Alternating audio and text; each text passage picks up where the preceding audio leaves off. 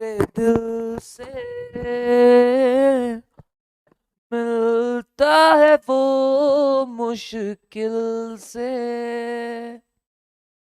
ऐसा जो कोई कहीं है, बस वो ही सब से हंसी है। इस हाथ को तुम थाम लो, ओ मैरमा कहो ना हूँ। चलिए नमस्ते, कैसे हो बिट्टे? बिट्टे बिट्टे कैसे हो बिट्टे? बिट्टे बिट्टे बच्चे कह रहे हैं क्या सर, सब पलंग पलंग पे पतंग उड़ा रहे हैं। अच्छा, टेरेस पे पतंग उड़ा रहे हैं, डीजे और लगा हुआ है। क्या कर सकते हैं भाई, तुम्हारी जिंदगी झंड है बेटे। तुमने सीएस को चुना है, समझ रहे हो? तुमने किसको चुना है? सीएस को चुना है तुमने। क्या तुम्हारी लाइफ आसान है? बहुत टफ है बेटा, तुम्हारी लाइफ बहुत टफ है। एक आम आदमी ऐसी जिंदगी नहीं जी सकता बेटा जो तुम जी रहे हो, समझ रहे हो ना? एक आम आदमी तुम्हारे जैसी जिंदगी नहीं जी सकता। एक तो मेरा कलर ठीक नहीं हो रहा है, मैं पीला होते जा रहा हूँ, पीलिया हो गया मेरे को, तुम्हें शर्म नहीं आती? चाहे कोई तुम्हें पूरे दिल से मिलता है वो मुश्किल से, ऐसा जो कोई कहीं है, बस वो ही सब से हंसी है। चलिए ओके, चलिए भाई ओके, दूसरा कलर पहन के आओ। अभी कोई कलर वलर नहीं है मेरे पास, मैं बता रहा हूँ, अब परेशान मत करना मेरे को। चलिए भाई ओके, शुरू करते हैं, लेट्स बिगिन। आ जाइए सभी लोग, कोई छुट्टी वुट्टी नहीं है बेटे। तुम्हारी जिंदगी में छुट्टी नाम की चीज खत्म हो चुकी है, समझ जाओ, तुम्हारी जिंदगी झंड है। ठीक है, सो ये बात दिमाग में मान के चलो। होली हो, दिवाली हो, कुछ भी हो, हमें तो पढ़ाई करनी पड़ेगी। चलिए ओके, आ जाओ भाई। चलिए जी, तो कैसे हैं आप लोग? बढ़िया है। चलिए जी शुरू करते हैं, आ जाइए दोस्तों, लेट्स बिगिन दोस्तों। आ जाओ मेरी जान बनारस की पान, लेट्स गो। चलिए ओके, मूविंग ऑन।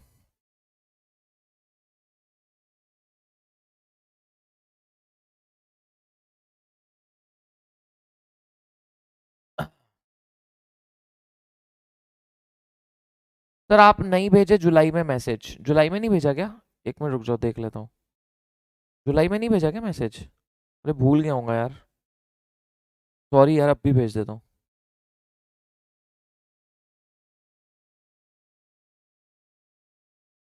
यूट्यूब की लिंक क्यों दूं भाई?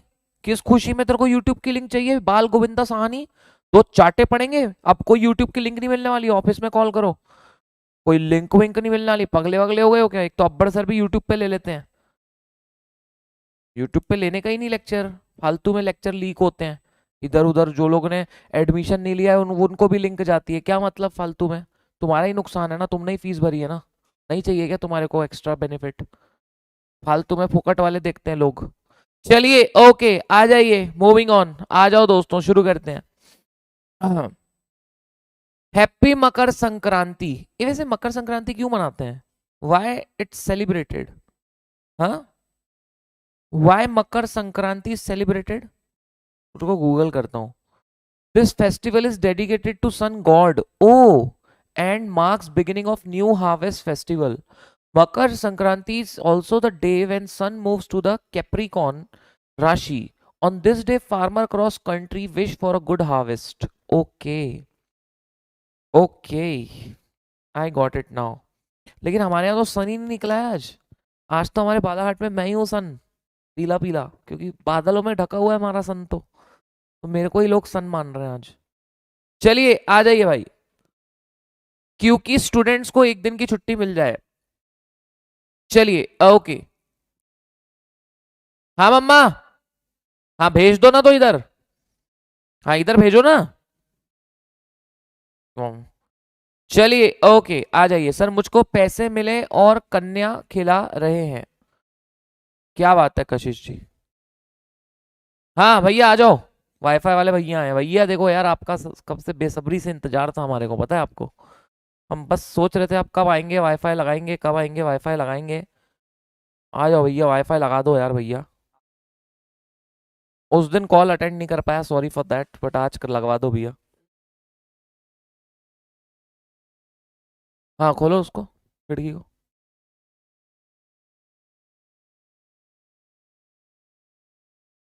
चलिए ओके तो अपन शुरू करते हैं, आ जाइए भाई। अपन शुरू करते हैं, लेट्स बिगिन दोस्तों। चलिए ओके आ जाओ।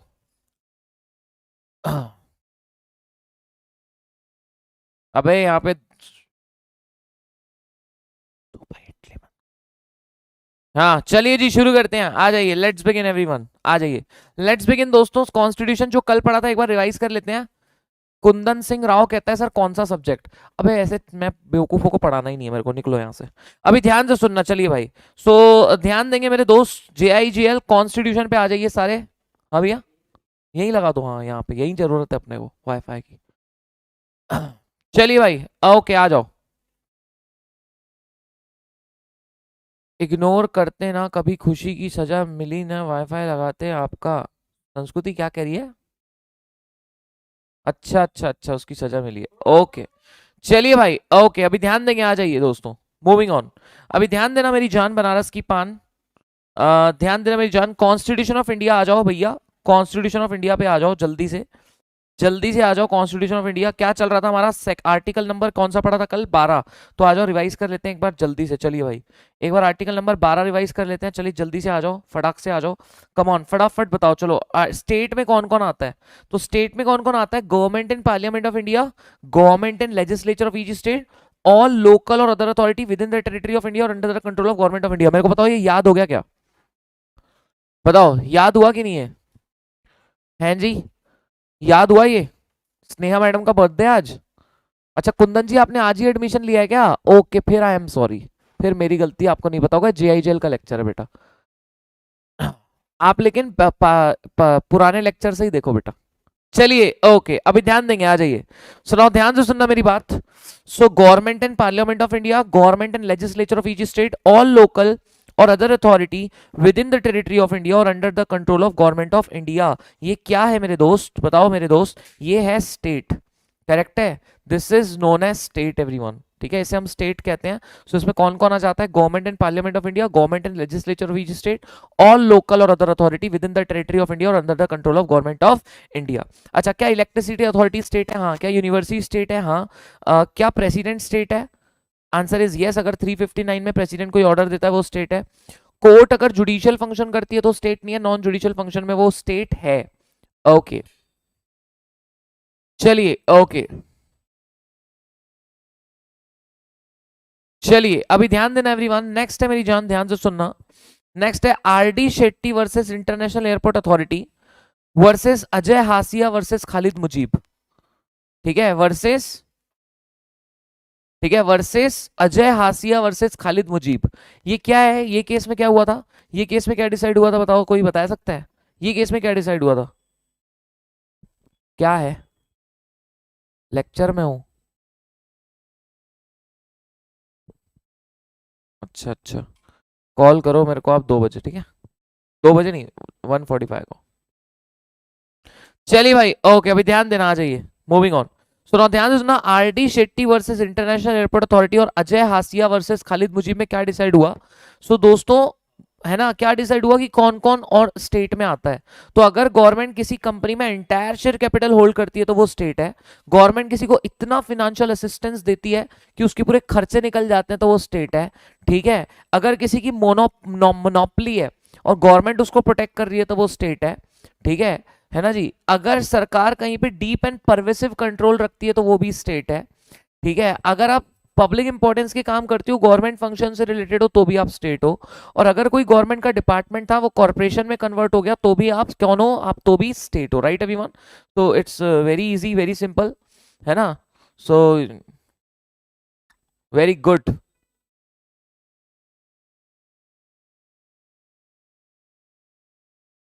चलिए ओके, सो कौन कौन आता है स्टेट में, कौन कौन आता है स्टेट में बताइए जी। सो कौन कौन आता है, तो भैया अगर एंटायर शेयर कैपिटल किसी भी कंपनी का गवर्नमेंट के पास है तो वो स्टेट है।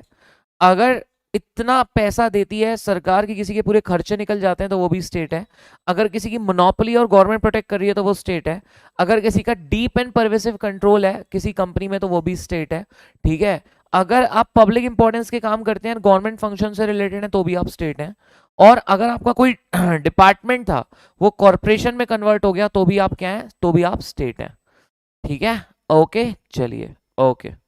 बच्चे पूछ रहे हैं पीछे से कौन गया बताओ, इनको सब बताना पड़ता है, इनको सब बताना पड़ता है, बोलते हैं कौन गया कौन आया, सब पूछते हैं ये वाईफाई वाले भैया हैं, वाईफाई वाले भैया वाईफाई लगाने आए हैं भाई तुम्हारे लिए, और क्या।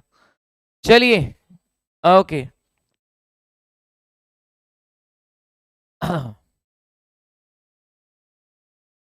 चलिए भाई आ जाओ। ओके सो यहाँ तक की बातें ठीक है। बच्चे कह रहे हैं एयरटेल वाईफाई है क्या, जियो फाइबर है, भैया बोल रहे हैं एयरटेल कचरा है, जियो लगाओ खुश रहो। अच्छा भैया सुनो ना, ये अपना जो बाजू वाले अपने है ना लूथरा जी, मालूम है क्या, वो कल आए, वो बोले कौन सा वाईफाई लगाए हो, तो हमने बोले जियो लगाए हैं, तो बोले हमारे रेफरेंस से लगाओ हमारे को 3 महीना फ्री मिलेगा, तो उनको दे दो कुछ।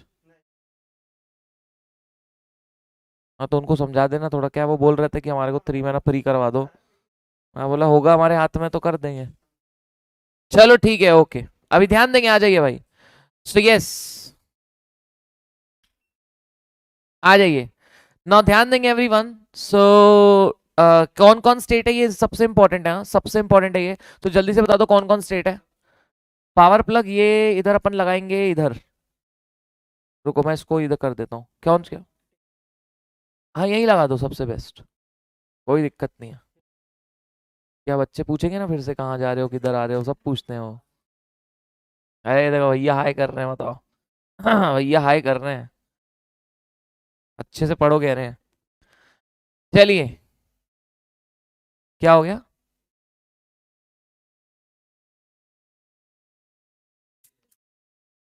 कौन सा भैया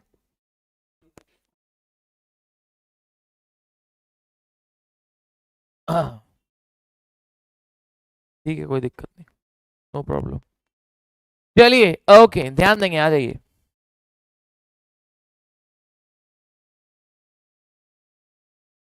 भैया जिनका लेक्चर नहीं चल रहा ऑफिस में कॉल करो, मैं बता रहा हूँ मारूंगा मैं यहाँ से, ऑफिस में कॉल करो चुपचाप, मेरे को परेशान मत किया करो आज के बाद। चलिए ओके सो यस कौन कौन स्टेट है, 5वीं बार बता रहा हूँ ये कौन स्टेट है, अच्छे से याद कर लो अब इसको।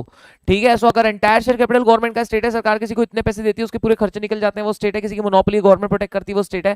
किसी का डीप एंड परवेसिव कंट्रोल है तो वो स्टेट है। कोई अगर पब्लिक इंपॉर्टेंस के काम करता है और गवर्नमेंट फंक्शन से रिलेटेड है तो वो स्टेट है। और अगर कोई डिपार्टमेंट था लाइक LIC है ना, पहले वो डिपार्टमेंट था लाइक इनकम टैक्स डिपार्टमेंट है कोई, वो बाद में कंपनी में कन्वर्ट हो गया तो वो भी स्टेट कहलाएगा। Answer is yes.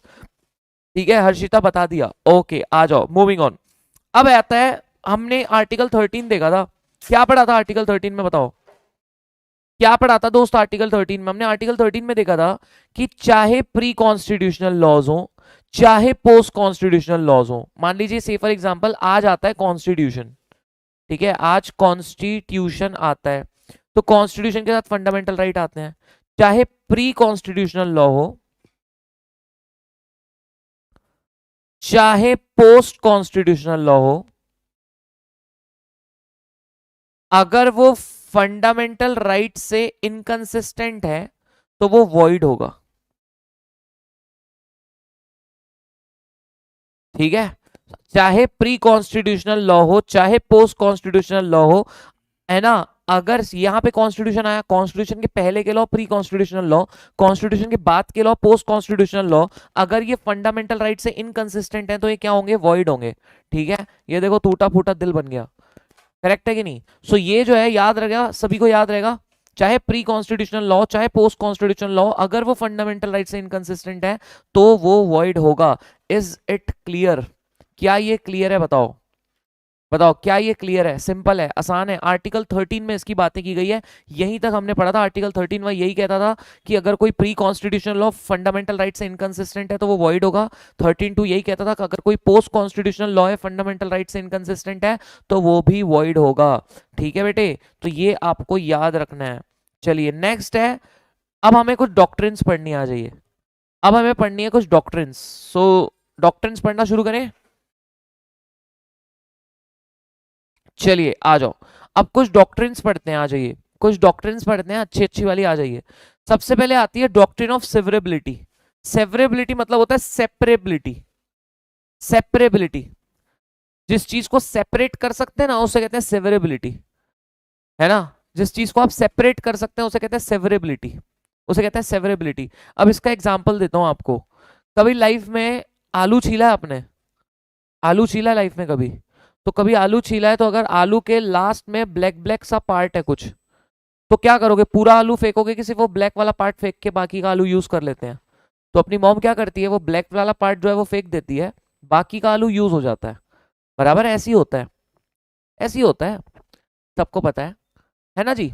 अब ध्यान से सुनना मेरी बात। अगर तो ये सेपरेट हो गया, क्या हो गया, ब्लैक वाला पार्ट सेपरेट हो गया, बाकी का आलू यूज हो गया। अब मान लो पूरे आलू में ही ब्लैक ब्लैक है, बीच बीच बीच बीच बीच बीच बीच में, उसको सेपरेट करना पॉसिबल ही नहीं है, उसको सेपरेट करना पॉसिबल ही नहीं है। तो क्या होता है, फिर मम्मा पूरा का पूरा आलू फेंकना पड़ता है कि नहीं। फिर ऐसा होता है ना कि पूरा का पूरा आलू फेंकना पड़ता है। Is it quite clear. अब ध्यान से सुनना, मान लो कोई लॉ है, मान लो दोस्तों कोई लॉ है, ठीक है, मान लो कोई लॉ है।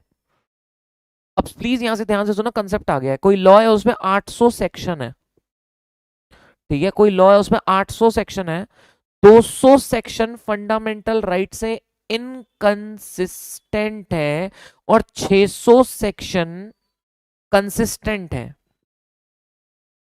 मुझे बताओ आप क्या करोगे, पूरा का पूरा लॉ फेंक दोगे कि 200 सेक्शन को फेंकोगे? जल्दी बताओ, जल्दी बताओ। पलक कहती है आपके घर भी ऐसा ही होता है क्या? हाँ भाई मैं अंबानी थोड़ी हूं, हमारे यहाँ भी ऐसे ही होता है।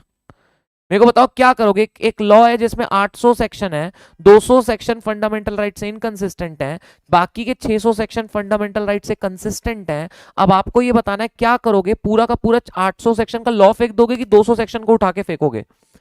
तो भैया हम 200 सेक्शन को वॉइड डिक्लेयर करेंगे और बाकी के 600 सेक्शन को वैलिड डिक्लेयर करेंगे। लेकिन ये वैलिड तभी डिक्लेयर हो पाएगा जब ये सेपरेबल हो। सेपरेबल मतलब ये 600 सेक्शन खुद में खड़े होने की क्षमता रखते हो, ठीक है, खुद में खड़े होने की क्षमता रखते हो, समझ रहे हो, मतलब खुद स्टैंड कर सकते हैं, खुद लेजिस्लेचर, लेजिस्लेचर मतलब जिसने लॉ बनाया उसकी इंटेंशन को सेटिस्फाई कर सकते हैं, तो ये 600 सेक्शन वैलिड रहेंगे। अगर ये सेपरेबल ही नहीं है, ये 600 सेक्शन का खुद का कोई वजूद ही नहीं है, ये लेजिस्लेचर की इंटेंशन को सेटिस्फाई नहीं कर सकते, मतलब सेपरेबल ही नहीं है, तो पूरा का पूरा वॉइड डिक्लेयर करना पड़ेगा। आलू को ध्यान में रखो, डॉक्ट्रिन ऑफ सेवरेबिलिटी आलू। बोलो डॉक्ट्रिन ऑफ सेवरेबिलिटी क्या है भैया? आलू है, आलू, और कुछ नहीं है। संकल्प कहता है अंबानी के यहाँ भी ऐसा ही होता है, संकल्प को बड़ा पता है, ये जाता था ना उसके यहाँ पे, है ना। चलिए भाई ओके आ जाओ जी। सो सिंपल है, आसान है, सो मेरे को जल्दी से बता दीजिए। सो अगर देर इज एनी लॉ, है ना, and not only some part, only some part of law is inconsistent with fundamental right, only some part, सिर्फ कुछ ही ऐसा पार्ट है जो फंडामेंटल राइट से इनकंसिस्टेंट है, only there is some part which is inconsistent with fundamental right, तो क्या होगा, तो अगर से बाकी का पार्ट जो वैलिड है, कंसिस्टेंट है, वो अगर लेजिस्लेचर की इंटेंशन को सेटिस्फाई कर सकता है तो इट स्टैंड करेगा। अगर वो लेजिस्लेचर की इंटेंशन को सेटिस्फाई नहीं कर सकता, मतलब क्या हो गया कि लेजिस्लेचर की इंटेंशन को सेटिस्फाई नहीं कर सकता, मतलब क्या है इसका, मतलब इसका बहुत ही सिंपल है कि भैया वो खुद स्टैंड नहीं कर पा रहा है, वो सेपरेबल नहीं है, और सेपरेबल नहीं है तो पूरा का पूरा वॉइड डिक्लेयर करना पड़ेगा। अब आपको एक मैं एग्जांपल देता हूँ सेवरेबिलिटी का। मान लीजिए से फॉर एग्जांपल दोस्तों, एक सरकार ने लॉ पास किया, ठीक है, सरकार ने एक लॉ पास किया। हाँ सर, सर आज सीधा शरीफ, हाँ हाँ निशिका एकदम करेक्ट है, थोड़ा सा बात को समझो। अभी ध्यान से सुनना, मान लीजिए से फॉर एग्जांपल सरकार ने एक लॉ पास किया, लॉ का नाम था, सरकार ने एक लॉ पास किया, लॉ का नाम था फार्म्स बिल। आपने सुना होगा ना, 3 फार्म बिल जो पास हुए थे, जिसपे बड़े दंगे हुए थे, फसाद हुए थे। अब मान लीजिए फार्म बिल है, अब फार्म बिल में मान लीजिए 200 सेक्शन है, फार्म बिल में 200 सेक्शन है, ठीक है, सेक्शन को हिंदी में बोलते हैं अनुच्छेद, छेद नहीं, अनुच्छेद, ठीक है, अनुच्छेद। अभी ध्यान देना, मान लीजिए एक फार्म बिल है, उसमें 200 सेक्शन है। अब 200 सेक्शन में 50 सेक्शन फंडामेंटल राइट से इनकंसिस्टेंट है, 50 सेक्शन फंडामेंटल राइट से इनकंसिस्टेंट है, बाकी के 150 सेक्शन फंडामेंटल राइट से कंसिस्टेंट है। नाउ द क्वेश्चन अराइजेस, क्या हम पूरा का पूरा लॉ उठा के फेंकें कि 50 सेक्शन को फेंकें? तो हम लोग पहले कोशिश यही करेंगे कि 50 सेक्शन को फेंकें, बाकी के जो 150 सेक्शन है वो स्टैंड करेंगे अगर वो लेजिस्लेचर की इंटेंशन को सेटिस्फाई कर सकते हैं, अगर वो सेपरेबल है। अगर वो लेजिस्लेचर की इंटेंशन को सेटिस्फाई नहीं कर सकते, या फिर वो सेपरेबल ही नहीं है, खुद में स्टैंड ही नहीं कर सकते, तो पूरा का पूरा लॉ वॉइड डिक्लेयर करना पड़ेगा, पूरा का पूरा लॉ वॉइड डिक्लेयर करना पड़ेगा। बात समझ रहे हैं? बात समझ रहे हैं? बात समझ रहे हैं तो इसको लिख लो, चलो सेवरेबिलिटी को लिख लो। मेरे को बताओ पहले सेवरेबिलिटी समझ आया क्या? जल्दी बताओ, डॉक्ट्रिन ऑफ सेवरेबिलिटी समझ में आया क्या? Tell me very fast. Doctrine of severability समझ आया सबको? क्या होता है सेवरेबिलिटी, समझ आया? बताओ, 50 को समझ आया? चलिए आया, लिख लो इसको, चलो ओके। अब इसको लिख लो, थोड़ा लिख लो इसको प्यार मोहब्बत से। हो गया भैया वाईफाई अपना? क्या रखेंगे इसका पासवर्ड? पासवर्ड बना नहीं है क्या अभी? मैंने इसको यूज किया हूँ, लेकिन पहले मेरा ढंग से चला नहीं था, तो मैंने क्या किया कि मैं यूज ही नहीं किया, पड़ा हुआ है यहाँ पे राउटर। अरे वो पुराने घर में लगाए थे।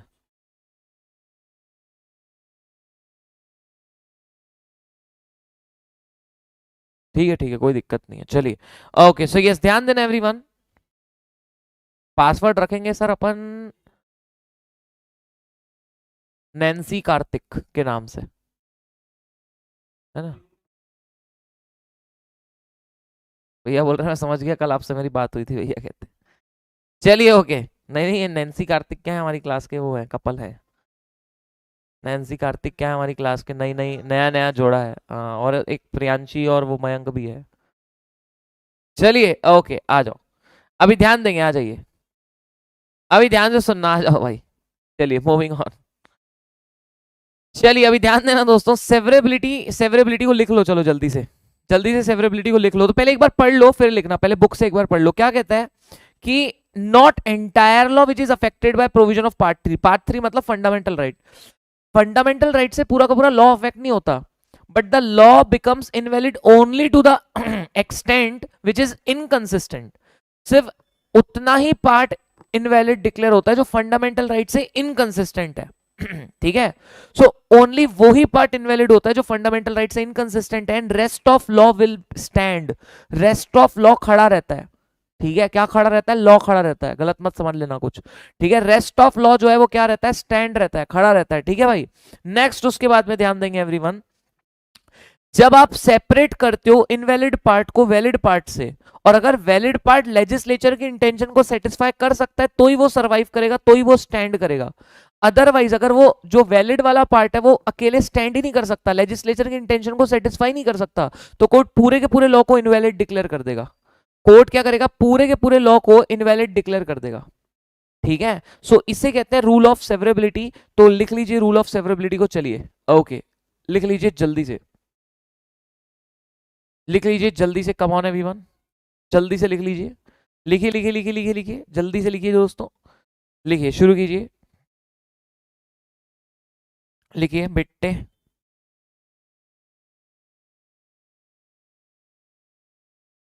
लिखिए। स्टार्टिंग यहीं से करना कि not the entire law is invalid, not the entire law is invalid, not the entire law is invalid, not the entire law is invalid,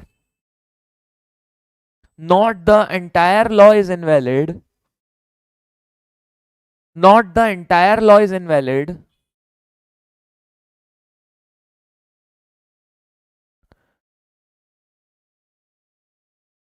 if some provisions, not the entire law is invalid, if some provisions, if some provisions of such act, not the entire law is invalid, if some provisions, if some provisions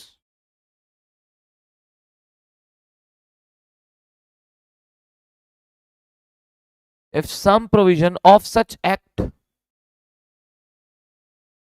are inconsistent with fundamental rights.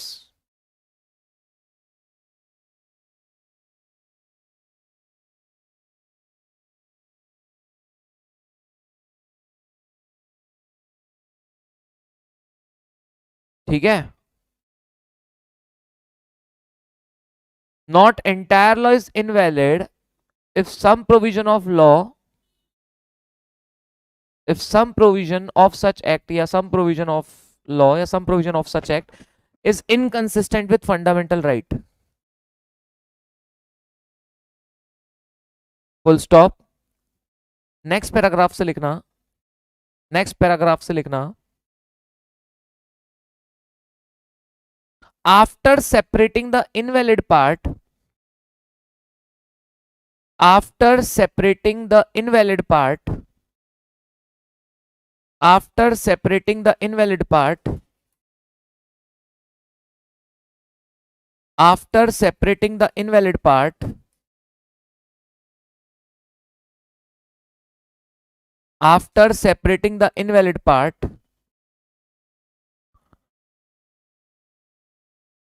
if valid part is capable of giving effect to legislature, after separating invalid part, if valid part is capable of giving effect to legislature, after separating invalid part, if valid part is capable of giving effect to legislature, after separating invalid part, if valid part is capable of giving effect to legislature's intention, after separating invalid part, if valid part is capable of giving effect to legislature intention. हो गया क्या अपना? तो कर दो ना फटाक से, कोई दिक्कत नहीं है. क्या लगेगा आपको? हाँ, ये ले लो ना, आप ही कर दो इसमें फटाफट. After separating invalid part, if valid part is giving, if after separating invalid part, if valid part is, after separating invalid part, if valid part is capable of giving effect to legislature intention, then only it will survive. Then only it will survive. Then only it will survive. Then only it will survive. Then only it will survive. If after separating invalid part, valid part is capable of giving effect to legislature intention, then only it will survive. Then only it will survive. Otherwise, court will declare. Otherwise, court will declare. Otherwise, court will declare entire law invalid. Otherwise, court will declare entire law invalid. Otherwise, court will declare entire law invalid. This is known as rule of severability. This is known as rule of severability. This is known as rule of severability. This is known as rule of severability. This is known as rule of severability. Simran, legislature को ही parliament कहते हैं बेटा. सिमरन वर्मा, थोड़ा पढ़ लिख लेती तो आज सीएस बन जाती. चलिए, यस लिखिएगा. सो क्या लिखा? Otherwise court will declare entire law as invalid.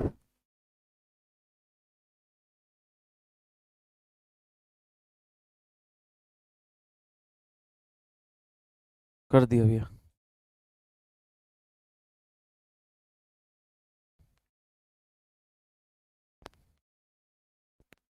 ठीक है.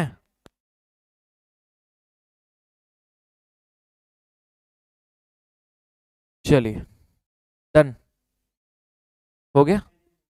हाँ जी, हाँ. मतलब मेरे को कौन सा ये वाला है? हाँ, हाँ. मैं कौन सा यूज कर लूंगा? मतलब समझा नहीं मैं, मेरे को अच्छा इसमें मेरे को लैन कनेक्ट करना है सीधा, वो तो उसमें तो कुछ जरूरत ही नहीं ना। हम्म। हम्म।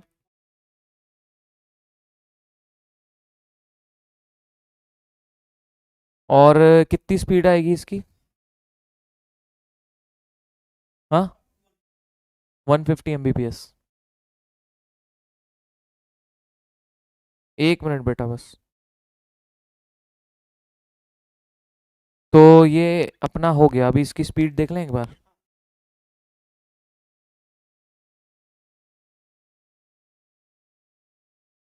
हाँ, 150, 150 कांस्टेंट है।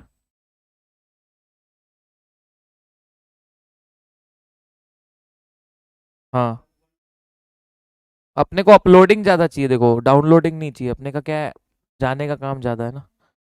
ठीक, लेकिन ठीक है, अच्छी स्पीड है। कूल। ठीक है। ठीक है, मैंने आपका नंबर सेव कर लिया। Your internet connection is fast, okay thank you. अच्छा, चलिए। So yes, this is known as rule of severability लिखा, उसके बाद एक लास्ट लाइन लिख लो, एक लास्ट लाइन लिख लो बेटा, एक लास्ट लाइन लिख लो। This is known as rule of severability, एक लास्ट लाइन लिख लो।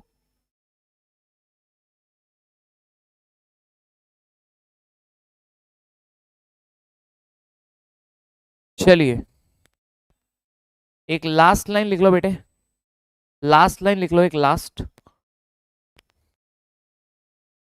लास्ट लाइन लिख लो बच्चे एक।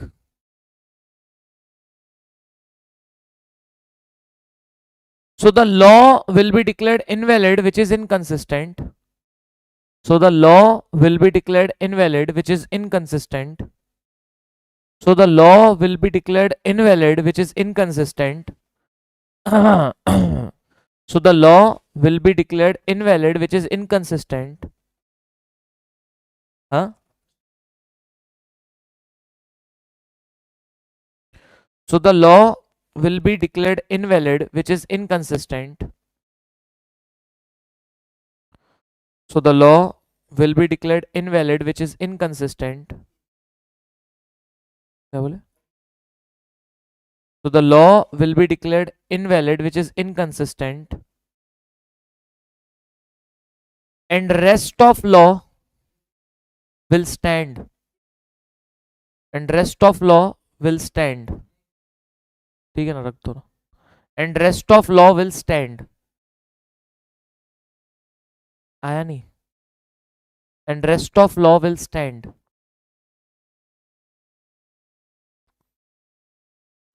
ठीक है, इसे कहते हैं डॉक्ट्रिन ऑफ सेवरेबिलिटी। ठीक है, इसे कहते हैं डॉक्ट्रिन ऑफ सेवरेबिलिटी कहते हैं इसको। ठीक है बेटे, ओके बेटे, चलिए बेटे। सो डॉक्ट्रिन ऑफ सेवरेबिलिटी याद रहेगा, बहुत बार एग्जाम में पूछा गया डॉक्ट्रिन ऑफ सेवरेबिलिटी, एक बार जल्दी से इसको रीड करो, 2 मिनट में याद करो, 2 मिनट का समय। कमेंट एक आना नहीं चाहिए, जिसका कमेंट आया ना मार खाएगा मेरे से। कमेंट एक नहीं आना चाहिए, चुपचाप ये 2 मिनट में मेरे को याद करके चाहिए। रिपीटेड, रिपीटेडली सरकार पूछती है, सरकार माने आईसीएसआई, जल्दी करो इसको। और अनंत गोयल, एक बार तूने ऐसा स्पैम किया ना तो वहीं आके तेरे को जूते नहीं मारा तो देखना फिर। चलिए करिए, जिनका कुछ छूट गया है ठीक है तो वो किसी फ्रेंड से ले लेना यार, प्लीज, रिक्वेस्ट। चलिए, ओके, जल्दी से एक बार याद करो फटाक से। आया क्या? 627604, 627604, 627604। Done, thank you, thank you so much. अरे, अरे नहीं नहीं, चलो कोई दिक्कत नहीं है, कल नहीं हो पाया, आज हो गया ना, अपना काम निकल जाएगा। चलो थैंक यू भैया, thanks a lot, thank you so much, thank you so much, thank you so much. Wifi लग गया, अब तुम्हारा लेक्चर नहीं रुकेगा।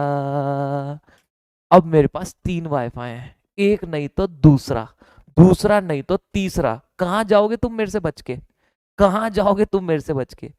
हैं, अगर फ्लोरनेट नहीं चला तो बीएसएनएल, बीएसएनएल नहीं चला तो जियो।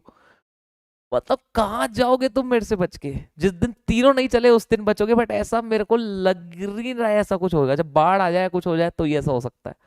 कहाँ जाओगे तुम बच के? तुम्हारी तो किस्मत भाई, खा जाऊंगा मैं तुम लोगों को अभी। हाँ, चलिए आ जाओ भाई। ओके, सो आसान था, इजी था, ठीक है। बच्चे कहते हैं कि एग्जाम्पल दो सेवरेबिलिटी का। देखो सेवरेबिलिटी का एग्जाम्पल देता हूँ, अब देता हूँ एग्जाम्पल। क्या ये तुम्हारे को एग्जाम्पल पटे नहीं होंगे ना अभी तक? क्या है, फैमिली वाले खड़े थे इधर आसपास, भैया थे, तुम्हारे को ये एग्जाम्पल पटे कहाँ होंगे? अब तुम्हारे को देता हूँ एग्जाम्पल जोरदार वाला सेवरेबिलिटी का, मजा आ जाएगा, मजा। देख बात समझ, बात समझ बेटा, बात समझ। किसने पूछा था एग्जाम्पल, उसको देता हूँ, एक मिनट रुक जा। किसने पूछा था बे? प्रतीक ने पूछा था। प्रतीक को एग्जाम्पल दे। प्रतीक की एक लड़की से शादी हो गई, लेकिन है क्या कि लड़की का ऊपर का पार्ट जो है वो यू नो फिनिश है, एकदम फिनिश, लेकिन जो अंडर बॉडी है वो बहुत बढ़िया है। तो अब आपके पास दो चॉइस है। क्या चॉइस है? कि दो चॉइस है आपके पास। अब ऊपर का मतलब कि लड़की जो है, मान लो उसकी जैसे, मान लो जैसे फॉर एग्जांपल शक्ल में उतनी खास नहीं है, ठीक है, मतलब अब समझ जाओ, ठीक है, लेकिन डाउन साइड वेरी सुपर। तो आपके पास दो चॉइस है प्रतीक। या तो आप सिर्फ वो पार्ट को हटा दो ऊपर वाले, सिर्फ एक ही पार्ट को आप जो है एज अ वाइफ जब आपकी वो आती है तो एक ही पार्ट जो है आप, समझ रहे हो? तो वो पार्ट आप कब यूज करेंगे? जब वो यूज करने लायक होगा, जब आपकी इंटेंशन को वो सेटिस्फाई कर रहा है। अदरवाइज आप क्या करोगे? पूरा का पूरा बोलोगे तू जा, तू जा, तू मेरे को मंगतीच नहीं है। सेवरेबिलिटी सेम है। सेवरेबिलिटी कहता है कि अगर किसी लॉ में 200 सेक्शन है, 100 सेक्शन फंडामेंटल राइट से इनकंसिस्टेंट है, तो बाकी के 100 तो यूज कर तू, बाकी का पार्ट तो यूज कर जो यूज करने लायक है। अगर तेरी इंटेंशन को सेटिस्फाई कर रहा है तो यूज कर। पार्लियामेंट की इंटेंशन सेटिस्फाई हो रही है तो कर। अपने आप में वो स्टैंड करने लायक नहीं है वो 100 सेक्शन, तो पूरा का पूरा वाइड डिक्लेयर करो, राधे राधे, काम खत्म हो गया। ठीक है, बात समझो, बात समझो, एकदम सिंपल सी। और एक एग्जांपल देता हूं आपको। मान लीजिए से फॉर एग्जांपल, मान लीजिए से फॉर एग्जांपल कि आप ना अपने घर में ना, आपने अपने घर में आपने क्या किया, एक ये लाया, पलंग लाया, पलंग, पलंग, पलंग लाया, लेकिन पलंग ऐसा है कि एक साइड से थोड़ा सा टूटा हुआ है, एक साइड से ठीक है। तो आपके पास अब दो चॉइस है, या तो वो जो सही वाला पार्ट है वो यूज कर लो, टूटे वाले को रहने दो, अगर आपकी इंटेंशन सेटिस्फाई हो रही है तो, या पूरा का पूरा चेंज कराओ।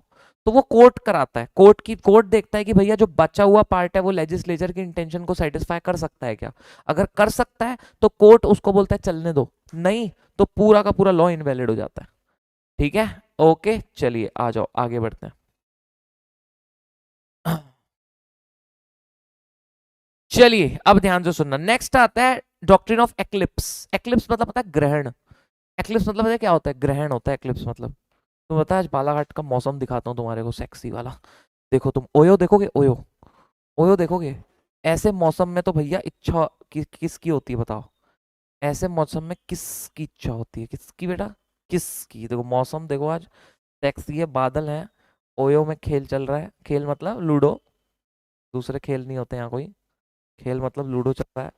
ये देखो यहाँ पे मैं घिसर पट्टी में झूला करता था बचपन में, आज वो घिसर पट्टी जो है वो कोई नहीं झूल रहा है बे बेचारा रे। चलिए ओके, एनीवेज अभी ध्यान देना, आ जाओ। अभी ध्यान देना दोस्त। तो यस, नाउ नेक्स्ट है डॉक्ट्रिन ऑफ एक्लिप्स। एक्लिप्स मतलब होता है ग्रहण, ठीक है, ठीक है। नेक्स्ट है एक्लिप्स मतलब होता है ग्रहण। संध्या जी पढ़ाई कर लें, अभी आ जाओ। चलिए, ग्रहण, एक्लिप्स मतलब होता है ग्रहण, लेकिन इसका वो ग्रहण से कोई लेना देना नहीं है। ग्रहण में क्या होता है जानते हैं आप? ग्रहण के में क्या होता है? सर राहु केतु आते हैं सूरज को खा जाते हैं, उसे कहते हैं सूर्य ग्रहण। और राहु केतु आके जब चंद्र को खा जाएं तो उसे कहते हैं चंद्र ग्रहण। प्लीज हम, प्लीज, प्लीज, अभी नहीं, हाँ सुबह सुबह प्लीज नहीं। क्या होता है एक्लिप्स में कि जैसे सन है वो मून और अर्थ के बीच में आ जाता है तो उसे कहते हैं सूर्य ग्रहण। और जब चंद्र है वो सूर्य और अर्थ के बीच में आ जाता है, उसे कहते हैं चंद्र ग्रहण। ठीक है, ऐसे ग्रहण कहते हैं। लेकिन इसका हमारे कोर्स से कोई लेना देना नहीं है, लेकिन नाम इन्होंने डॉक्ट्रिन ऑफ एक्लिप्स रखा है। यहाँ पे हम सूरज चंद्रमा की बात नहीं करने वाले हैं, ठीक है। सो आपको लगेगा सॉरी ये तो साइंस है, इधर कैसे आया बे? यहाँ पे हम सूरज चंद्रमा की बात नहीं करने वाले, यहाँ पे हम दूसरी बातें करेंगे। आ जाइए तो देखते हैं डॉक्ट्रिन ऑफ एक्लिप्स है क्या। प्लीज ध्यान से सुना, what is doctrine of eclipse, ध्यान देना। बच्चे कह रहे हैं ग्रहण होता है तो हमारे घर कोई खाना पीना नहीं खाते हैं। हाँ यार, खाना नहीं खाते हैं, नहाते नहीं है। ग्रहण में तो मेरे को लग रहा है वो भी नहीं कर पाते होंगे, ग्रहण है बोले नहीं कर सकते, मतलब हद है यार। वो मतलब तुमने क्या सोचा? हाँ, मैं पढ़ाई की बात कर रहा हूँ। नहीं नहीं, क्या सोचा तुमने? सोच खराब हो गई है तुम्हारी बाकी अब्बड़ सर के साथ रह के। चलिए अभी ध्यान देना, डॉक्ट्रिन ऑफ एक्लिप्स क्या कहता है, प्लीज ध्यान देना एवरीवन। डॉक्ट्रिन ऑफ एक्लिप्स है क्या एग्जैक्टली प्लीज ध्यान से सुनना, what is exactly doctrine of eclipse. ठीक है, सब लोग ध्यान से सुनना, डॉक्ट्रिन ऑफ एक्लिप्स एक्लिप्स है क्या। ठीक है, समझना ध्यान से क्या होता है इसमें, ध्यान से सुनना। मान लीजिए से फॉर एग्जाम्पल कोई लॉ था, ठीक है, मान लीजिए कोई लॉ था, ठीक है, मान लीजिए कोई लॉ था, there was earlier one law जिसमें ये बोला गया था, प्लीज अब ध्यान से सुनना दोस्तों। मान लीजिए कोई लॉ था जिसमें ऐसा बोला गया था, कोई लॉ था ऐसा जिसमें ऐसा बोला गया था दोस्तों, ठीक है, कोई भी लॉ था X Y Z A B C D, है ना, जिसमें ऐसा बोला गया था कि भाई सरकार जो है वो ही वो ही जो है ट्रांसपोर्टेशन का काम करेगी, कोई और ट्रांसपोर्टेशन का काम नहीं करेगा। तो ऐसा कोई लॉ था जिसमें बोला गया था सरकार सिर्फ ट्रांसपोर्टेशन का काम करेगी, कोई और ट्रांसपोर्टेशन का काम नहीं करेगा, ऐसा कोई लॉ था। ये लॉ है वो, मान लो। अब बाद में फंडामेंटल राइट्स आ गए। फंडामेंटल राइट क्या बोला? Right to trade, occupation, profession, business. बोला कि नहीं बोला? बोलो, बोला कि नहीं बोला, तुम बोलो। Right to trade, occupation, profession, business, fundamental right ने बोला, बोला। तो वो लॉ इसके पीछे आ जाएगा, ये फंडामेंटल राइट है, this is fundamental right. Please ध्यान देना, अभी नहीं समझे तो फिर रिपीट रिपीट रिपीट रिपीट की तुम्हारी चक्री चालू हो जाएगी, इसलिए एक बार में ढंग से सुना करो यार। ठीक है, यही रिपीट करता हूं ना मैं जो बोलता हूं। अभी ध्यान से सुनना, मान लीजिए कोई ये लॉ है जो ये लॉ है जो कहता है कि सरकार ही ट्रांसपोर्टेशन का काम करेगी और कोई ट्रांसपोर्टेशन का काम नहीं करेगा, ये लॉ है वो, दिस इज अ लॉ। अब ये जो है फंडामेंटल राइट है। फंडामेंटल राइट क्या कहते हैं कि भैया everyone can choose their profession, business, occupation. अब वो लॉ इसके पीछे आ जाएगा, मतलब फंडामेंटल राइट सामने आ जाएंगे, वो लॉ बन जाएगा डोरमेंट, वो लॉ बन जाएगा इनएक्टिव, वो लॉ बन जाएगा डोरमेंट इनएक्टिव, मतलब उसका कोई वजूद नहीं रहेगा। लेकिन जैसे ही फंडामेंटल राइट्स रिमूव होते हैं वो लॉ फिर से एक्टिव हो जाएगा, जैसे ही फंडामेंटल राइट्स हटते हैं वो लॉ फिर से एक्टिव हो जाएगा, जैसे ही फंडामेंटल राइट हटते हैं वो लॉ फिर से एक्टिव हो जाएगा।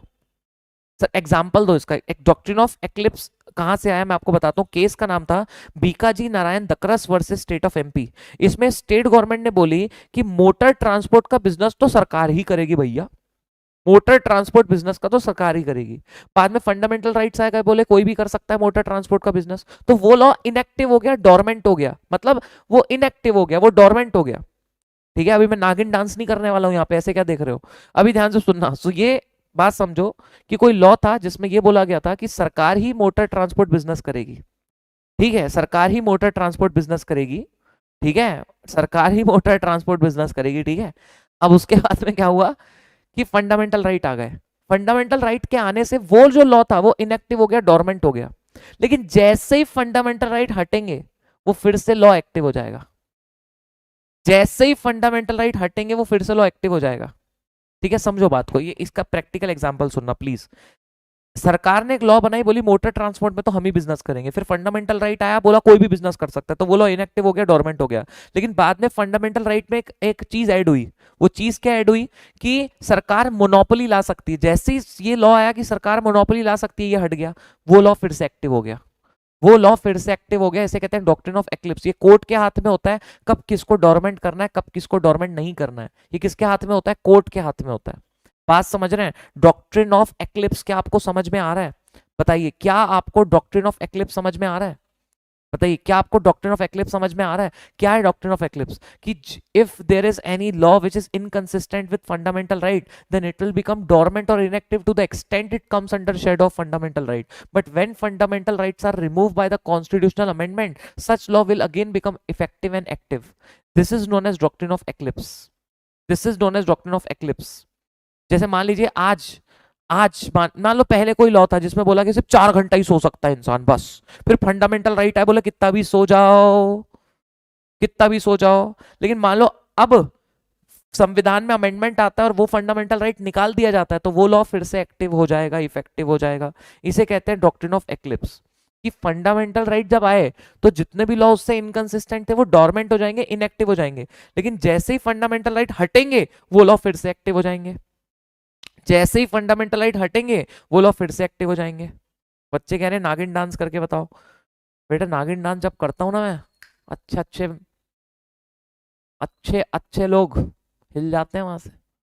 ऐसा नागिन डांस करता हूं मैं, करके दिखाऊंगा एक दिन तुम्हारे को। चलिए ओके। एक कितने लोग हैं तुमको ऊंचाई से डर लगता है? मेरे को बहुत डर लगता है ऊंचाई से। एक तो पुणे में अभी मैं जो फ्लैट लेने का सोच रहा हूँ वो 19th फ्लोर पे है। हाँ, पता नहीं, ऐसा ऊंचाई को देखता हूँ ना ऐसा लगता है मैं नीचे गिर गया तो, ये थॉट आता है, नहीं क्यों। चलिए आ जाइए भाई।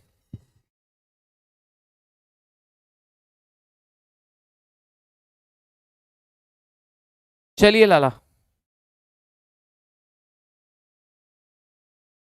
प्रतीक कहता है मुझे प्यार है ऊंचाई से। बेटा उसको ऊंची लड़की बोलते हैं, ऊंचाई नहीं बोलते जिसको तेरे को प्यार है। चलिए ओके आ जाओ। Moving on. यस लिख लो, इसको भी लिख लो, इसको भी लिख लो, डॉक्ट्रिन ऑफ एक्लिप्स को लिख लो। ये देखो केस लॉ मैंने लिखा रहा हूँ। केस लॉ में क्या हुआ था मैं बता देता हूँ। केस लॉ मैंने लिखा रहा हूँ। केस लॉ आप यहीं से पढ़ोगे। केस लॉ में क्या हुआ था, सरकार ने एक लॉ पास किया जिसमें सरकार ने बोला कि हम मोटर व्हीकल ट्रांसपोर्टेशन तो हम चलाएंगे, ठीक है, हमारे मोनोपोली होगी। फिर बाद में फंडामेंटल राइट आ गए, बोला कोई भी ट्रेड ऑक्यूपेशन प्रोफेशन बिजनेस कर सकता है। तो वो लॉ डोरमेंट हो गया, इनएक्टिव हो गया। लेकिन बाद में फिर एक चीज ऐड हुई कि सरकार की मोनोपोली हो सकती है, बाद में ये चीज आई, तो वो फंडामेंटल राइट हटा। तो पुराना सरकार का जो लॉ था वो फिर से एक्टिव एंड इफेक्टिव हो गया। पुराना जो लॉ था वो फिर से एक्टिव एंड इफेक्टिव हो गया। जय कहता है ऊंचाई से नहीं टैक्स से डर लगता है। ईमानदार बनो बेटा, टैक्स भरो सरकार को, डरने की क्या बात है इसमें। चलिए, अच्छा पढ़ाई की बात कर रहे हो, फिर ठीक है। सर आप फुटपाथ पर झोपड़ी बना लो, डर नहीं लगेगा अंटिल सलमान बॉय ना आ जाए। ये सिद्धार्थ मिश्रा कुछ ज्यादा नहीं बोलता है, मुंह का बवासीर हो गया इसको। चलिए करिए भैया जल्दी से। तो डॉक्ट्रिन ऑफ एक्लिप्स क्या कहता है, डॉक्ट्रिन ऑफ एक्लिप्स क्या कहता है, जल्दी बताइए जी। सो लिख लीजिए, चलो बताइए, नहीं लिख लीजिए, लिख लीजिए कि लिखिए every pre constitutional law, every pre constitutional law, every pre constitutional law. Tejaswini जब फंडामेंटल राइट हटेगा तो वो वैलिड हो जाएगा ना बेटा। देख कोई लॉ था जो फंडामेंटल राइट से इनकंसिस्टेंट था, फंडामेंटल राइट आ गए तो वो लॉ डोरमेंट हो गया, इनएक्टिव हो गया। जैसे ही फंडामेंटल राइट हट जाएगा वो लॉ फिर से एक्टिव हो जाएगा बेटा, वैलिड हो जाएगा तेजस्विनी। चलिए लिखिए every pre constitutional law,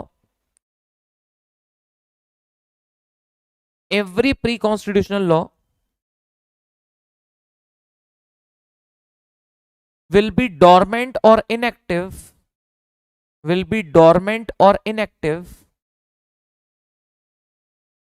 every pre-constitutional law will be dormant or inactive, every pre-constitutional law will be dormant or inactive,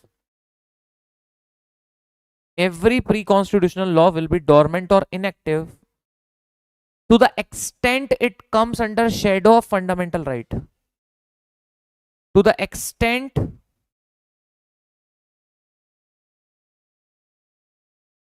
to the extent it comes under, to the extent it comes under shadow of fundamental rights,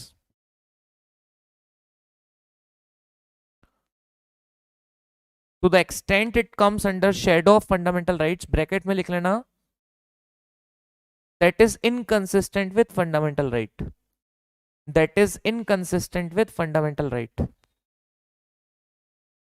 that is inconsistent with fundamental right.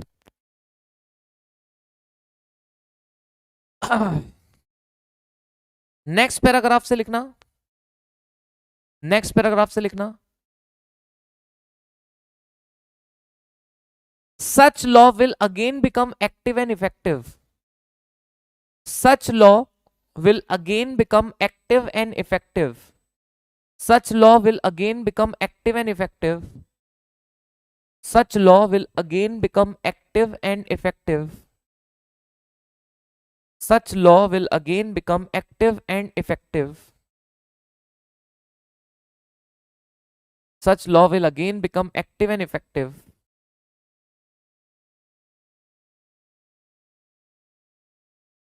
Such law will again become active and effective when fundamental rights are removed by amendment of the Constitution.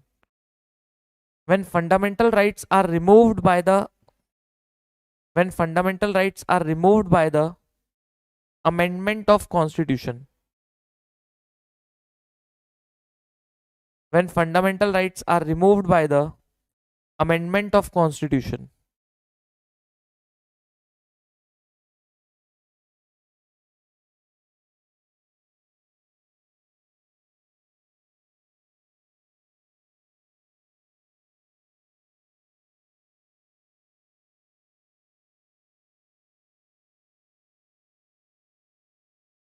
ठीक है,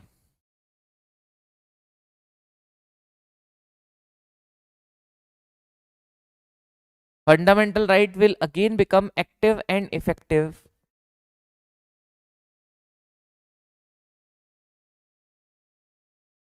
such law will again become active and effective when fundamental rights are removed by amendment of the Constitution. This is known as doctrine of eclipse. This is known as doctrine of eclipse. This is known as doctrine of eclipse.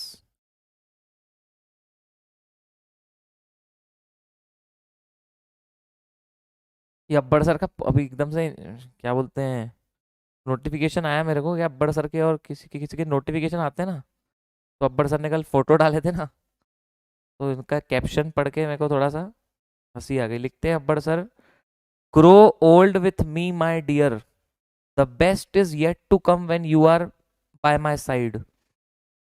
इनसे पूछना which best you are talking about. किस best की आप बात कर रहे हैं sir, हम नहीं समझ पा रहे हैं. The best is yet to come when you are by my side. इनसे पूछना which best you are talking about sir. चलिए ओके ओके अभी ध्यान देना. चलिए जी, so yes now doctrine of eclipse. Doctrine of eclipse में क्या क्या लिखा आपने कि लॉ लॉ विल बिकम, ठीक है, केस लॉ लर्न करना है. केस लॉ में सिर्फ नॉर्मल इतना याद रख, बताता हूं उसका, पहले इस पे ध्यान दो. क्या लिखा आपने कि लॉ विल बिकम डोरमेंट और inactive to the extend it comes under shadow of fundamental right that is inconsistent with fundamental right, but such law will again become active and effective when fundamental rights are remove by the amendment of constitution. This is known as doctrine of eclipse. ये आपने लिखा. Case law में सिर्फ इतना याद रखना, Bhikaji Narayan Dhakras versus state of MP में किस government has introduce one law where government said that motor government will only do the business of motor transportation, but then fundamental right came which says that anyone can do any kind of business, but afterward amendment came and it said that government can have a monopoly. So that law will was again आप लिख सकते हो कि was again declared by court that it will be again active and effective. लिखा दूं क्या case law भी short में?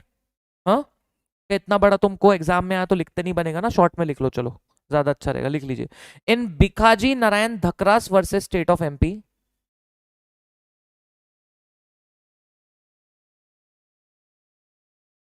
सर आप डिवाइड की बर्थनेस कम करो थोड़ी. ब्राइटनेस बोलते हैं उसको, बर्थनेस नहीं बोलते हैं. साला बच्चों में इतना खो गया कि हर जगह बर्थनेस दिख रही है इसको. चलिए लिखिए.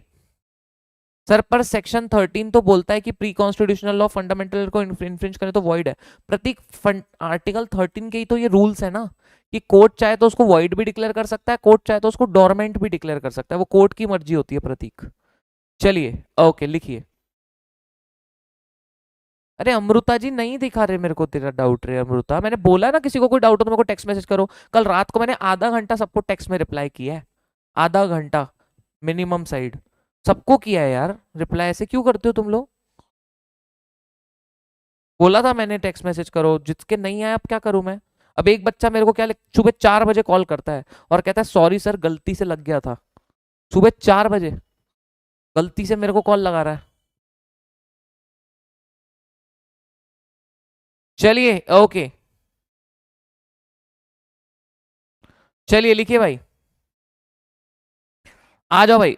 इन Bhikaji Narayan Dhakras versus state of MP, in Bhikaji Narayan Dhakras versus state of MP. बड़तर से याद है, एक काम है, फोन ही नहीं उठा रहे हैं यार, किधर खो गए? भाभी नहीं है तो कहीं गए तो नहीं है ये? कहाँ घूम गए ये? In Bhikaji Narayan Dhakras versus state of MP,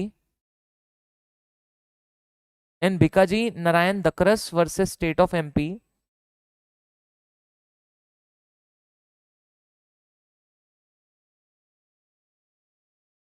rule of doctrine of eclipse was introduced, rule of doctrine of eclipse was introduced, rule of, अरे कहाँ हो यार? हेलो, कहाँ हो सर? मैं बोला कि भाभी नहीं है तो।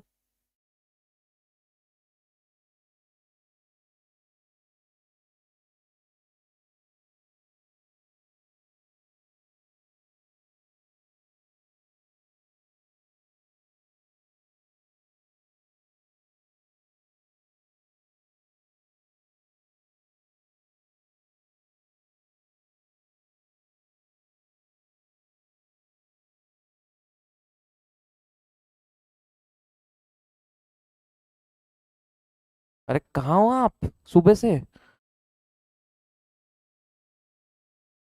कौन सा? अच्छा, अच्छा। तो सुनो ना, मैं क्या बोल रहा था कि ये अपना वो गाड़ी का वो कराना ना काम यार, एजेंट से बात किए थे क्या? उसके कॉल आ रहे हैं मेरे को। हाँ। अरे प्लीज ध्यान से कर दो ना, क्या है आज 15 तारीख है, उसको मैंने ओ सॉरी 14, मैंने उसको बोला था 15 के पहले करवा दूंगा।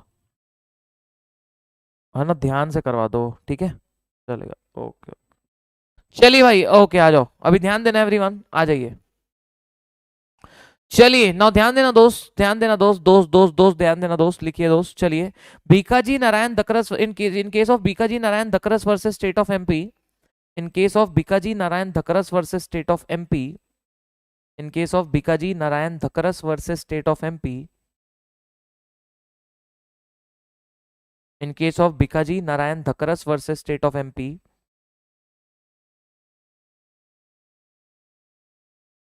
इन case of Bhikaji Narayan Dhakras versus state of MP, rule of doctrine of eclipse was introduced. अब उसमें लिखना, उसमें लिखना नेक्स्ट पैराग्राफ, नेक्स्ट एक लाइन छोड़ के लिखना, एक लाइन छोड़ के लिखना, government introduced a law, government introduced a law,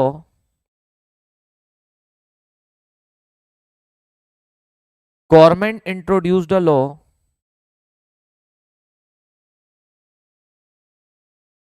government introduced a law where entire motor transport business,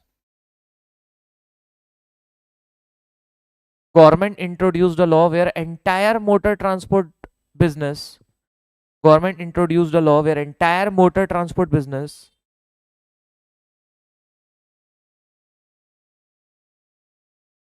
government introduced a law where entire motor transport business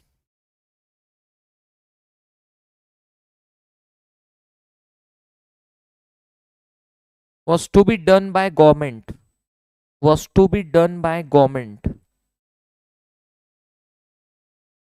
was to be done by government,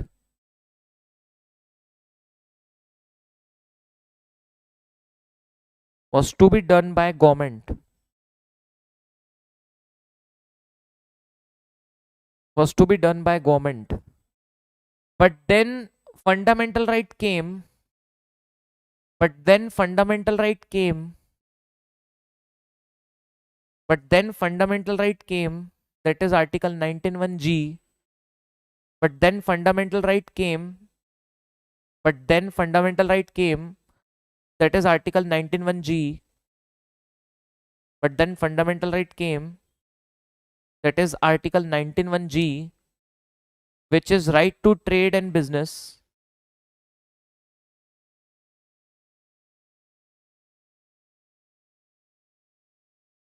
which is right to trade and business, which is right to trade and business, which is right to trade and business, which is right to trade and business,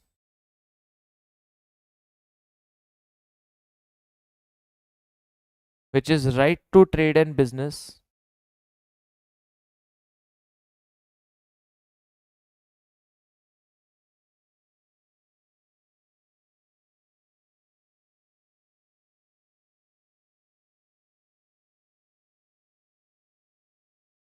which is right to trade and business, उसके बाद लिखना but then but then amendment was introduced, but then amendment was introduced, but then amendment was introduced,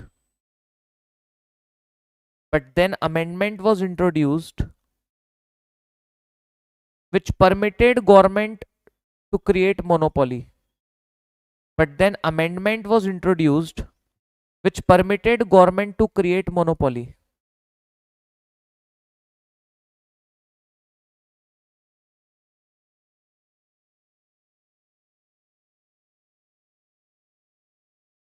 ठीक है.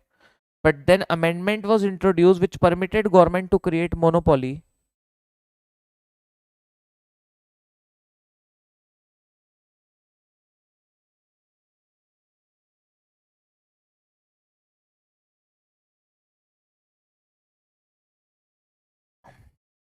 And such law of government which became dormant,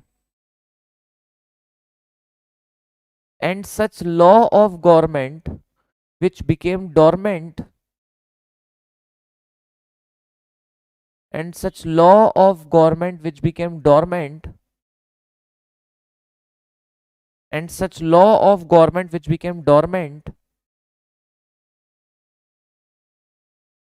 and such law of government which became dormant after introduction of article 191G, after introduction of article 191G, after introduction of article 191G,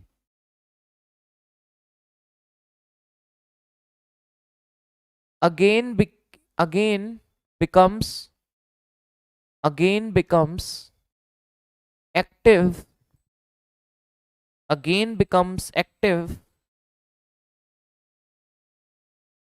becomes active after amendment in constitution, again becomes active after amendment in constitution, again becomes active after amendment in constitution,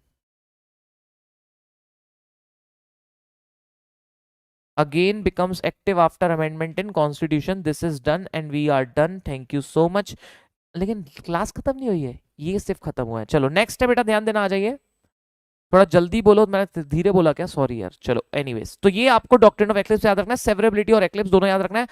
लोगों को severability और eclipse में confusion होता है. देखो मैं 1 घंटे से सिर्फ सेवरेबिलिटी और एक्लिप्स पढ़ाया हूँ आपको, ठीक है. इतना स्लो पढ़ रहे हैं हम लोग, तो अब तो आपको होना ही नहीं चाहिए कि ऐसी कोई चीज होनी नहीं चाहिए जो ना समझे, ठीक है. सेवरेबिलिटी और एक्लिप्स में क्या फर्क है, समझ आया. सेवरेबिलिटी क्या कहता था कि अगर कोई लॉ का कुछ सेक्शन फंडामेंटल राइट से इनकंसिस्टेंट है तो पूरा का पूरा लॉ वॉइड नहीं होगा, सिर्फ वो पार्ट वॉइड डिक्लेयर होगा, बाकी का लॉ वैलिड रहेगा अगर वो लेजिस्लेचर की इंटेंशन को इफेक्ट दे सकता है. अगर वो लेजिस्लेचर की इंटेंशन को इफेक्ट नहीं दे सकता तो पूरा का पूरा लॉ वॉइड डिक्लेयर होगा. एक्लिप्स क्या कहता था, एक्लिप्स ने कहा कि अगर कॉन्स्टिट्यूशन के पहले का कोई लॉ है तो जैसे ही कॉन्स्टिट्यूशन आते हैं और अगर वो लॉ फंडामेंटल राइट से इनकंसिस्टेंट है तो वो डोरमेंट इनएक्टिव हो जाएगा, जैसे ही फंडामेंटल राइट हटेंगे वो फिर से एक्टिव एंड इफेक्टिव हो जाएगा. केस लॉ था इसका Bhikaji Narayan Dhakras versus state of MP. ठीक है, याद रहेगा सभी को, आई होप याद रहेगा. चलिए आगे बढ़ते हैं.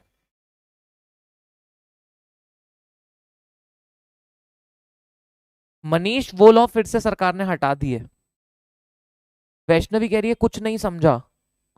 क्या बोल रहे रे वैष्णवी, ऐसा कैसे बोल रही रे, इतने प्यार से समझा रहा मैं, ऐसा लिखती कुछ नहीं समझा. कितना आसान है यार, ध्यान खुद का नहीं हो और इधर बताओ सर को बोलते हो कुछ नहीं समझा. कितना इजी है ही क्या इसमें वैष्णवी जी. हाँ दोनों में कितना क्या है यार, ये एक बार कितनी बार बोलूं यार, मैं परेशान हो जाता हूँ कई बार, सच्ची बता रहा हूँ मैं यार. इतना इजी है वैष्णवी जी, आप खुद ध्यान नहीं दे रहे हो 100% और मेरे को बोल रहे हो. पॉसिबल ही ऐसा नहीं है कि ना समझे. सेवरेबिलिटी में क्या था यार, लास्ट बार बोल रहा हूँ, सुन लो अच्छे से। सेवरेबिलिटी में क्या था यार, कि अगर एक लॉ है कि उसमें कुछ पार्ट उसका फंडामेंटल राइट से इनकंसिस्टेंट है, मतलब फंडामेंटल राइट के अगेंस्ट है, तो वो जो पार्ट इनकंसिस्टेंट है वो वॉइड होगा, बाकी का लॉ वैलिड रहेगा, अगर वो लेजिस्लेचर की इंटेंशन को अफेक्ट दे सकता है। अगर वो लेजिस्लेचर की इंटेंशन को अफेक्ट नहीं दे सकता तो पूरा का पूरा लॉ वॉइड होगा। ये सेवरेबिलिटी ने कहा था। एक्लिप्स ने क्या कहा? एक्लिप्स ने कहा कि संविधान के पहले जितने भी लॉज हैं, ठीक है, संविधान के पहले जितने भी लॉज हैं, संविधान के पहले जितने भी लॉज हैं, जितने भी लॉज हैं संविधान के पहले, वो फंडामेंटल राइट आने के बाद, अगर फंडामेंटल राइट से इनकंसिस्टेंट है तो फंडामेंटल राइट आने के बाद वो डोरमेंट हो जाएंगे, इनएक्टिव हो जाएंगे। लेकिन जैसे ही फंडामेंटल राइट्स हटेंगे वो लॉ फिर से एक्टिव हो जाएंगे, इफेक्टिव हो जाएंगे। This is doctrine of eclipse. Vaishnavi कहती है केस लॉ बोल रही थी मैं, तो केस लॉ भी तो कितना आसान है यार वैष्णवी, कितना आसान है केस लॉ। कि सरकार ने एक लॉ पास किया और सरकार ने बोले कि मोटर ट्रांसपोर्ट बिजनेस हम रेगुलेट करेंगे। फिर बाद में 19(1) आ गया, बोला कोई भी मोटर ट्रांसपोर्ट बिजनेस कर सकता है, कोई भी व्यक्ति 19(1) के हिसाब से कोई भी व्यक्ति कोई भी बिजनेस कर सकता है। सरकार ने बोली सिर्फ हम कर सकते हैं, लेकिन फंडामेंटल राइट बोलता है कोई भी कर सकता है, तो वो लॉ डोरमेंट हो गया, इनएक्टिव हो गया। लेकिन बाद में अमेंडमेंट लाया और बोला सरकार की मोनोपोली हो सकती है जहां सरकार चाहे, तो वो लॉ फिर से एक्टिव एंड इफेक्टिव हो गया। यहीं से तो डॉक्ट्रिन ऑफ एक्लिप्स का आना हुआ। चलिए अब आगे बढ़ते हैं, मूविंग ऑन। नेक्स्ट है डॉक्ट्रिन ऑफ वेवर। नेक्स्ट है डॉक्ट्रिन ऑफ वेवर दोस्तों, ठीक है। डिस्प्यूट है शिवा रेड्डी अभी तक उस पे, अभी तक उस पे डिस्प्यूट है, कोर्ट भी अभी तक जजमेंट नहीं दे पाया है, ठीक है। आ जाइए, नेक्स्ट है डॉक्ट्रिन ऑफ वेवर। नाउ ध्यान देंगे डॉक्ट्रिन ऑफ वेवर क्या है दोस्तों, सब लोग ध्यान से सुनना। What is doctrine of waiver? Waiver मतलब मुझे बताओ, क्या हम हमारे फंडामेंटल राइट्स त्याग सकते हैं? What do you think? क्या हम हमारे फंडामेंटल राइट त्याग सकते हैं? जल्दी बताओ, व्हाट डू यू थिंक? क्या हम हमारे फंडामेंटल राइट्स त्याग सकते हैं? क्या लगता है आपको? क्या हम हमारे फंडामेंटल राइट्स त्याग सकते हैं? प्लीज बताओ, क्या हम हमारे फंडामेंटल राइट त्याग सकते हैं? तो पहले ऐसा था कि त्याग सकते हैं, पहले ऐसा था आपको जो आपका फंडामेंटल राइट त्यागने आप त्याग सकते हो। तो पैदा होते ही पता है क्या मिलता है? सर नर्स की गोद। पैदा होते ही मिलते हैं फंडामेंटल राइट्स। आप पहले ऐसा था कि आप त्याग सकते हो, लेकिन जो आप त्याग रहे हो आपको पता होना चाहिए आप क्या त्याग रहे हो, और आप वॉलेंट्री होना चाहिए, जोर जबरदस्ती से नहीं होना चाहिए। पहले ऐसा था, लेकिन बाद में केस हुआ, केस का नाम था बाहेश्वर नाथ वर्सेस सीआईटी, ठीक है, ठीक है, कमिश्नर ऑफ इनकम टैक्स, ठीक है। बाहेश्वर नाथ वर्सेस सीआईटी का एक केस हुआ जिसमें बोला गया कि it is not open to citizen to waive any of fundamental right. बाद में बोला गया सुप्रीम कोर्ट ने कि कोई भी व्यक्ति अपने फंडामेंटल राइट नहीं त्याग सकता, क्योंकि फंडामेंटल राइट रेस्ट्रिक्शंस के साथ आते हैं, आप पे कुछ रेस्ट्रिक्शंस भी लगाए जाते हैं। आप बोलोगे मेरे को फंडामेंटल राइट नहीं लगते, तो मेरे को रेस्ट्रिक्शंस भी नहीं लगने चाहिए। आप किसी का भी मर्डर करोगे, चोरी करोगे, डकैती करोगे, बोलोगे जब मैं राइट टू फ्रीडम ले ही नहीं रहा हूं तो फिर मेरे को रेस्ट्रिक्शंस क्यों लगा रहे हो, मैं कुछ भी करूंगा ना, फिर पगला हो गया तू। हमने बोला आपको फंडामेंटल राइट कोई नहीं त्याग सकता। हमारे देश में आज की तारीख में कोई अपने फंडामेंटल राइट नहीं त्याग सकता। ये बाहेश्वर नाथ वर्सेस सीआईटी में डिसाइड हुआ था, ठीक है। सो पहले क्या था कि त्याग सकते हो, लेकिन वॉलंटरी, वॉलंटरी मतलब खुद की मर्जी से होना चाहिए और आपको पता होना चाहिए आप क्या त्याग रहे हो, आपके नॉलेज में होना चाहिए आप क्या त्याग रहे हो, और खुद से मतलब वॉलंटरी होना चाहिए। लेकिन बाद में बाहेश्वर नाथ वर्सेस सीआईटी में क्या बोला? मेरी माँ मेरे को मार डालेगी, मैंने चाय नहीं पिया।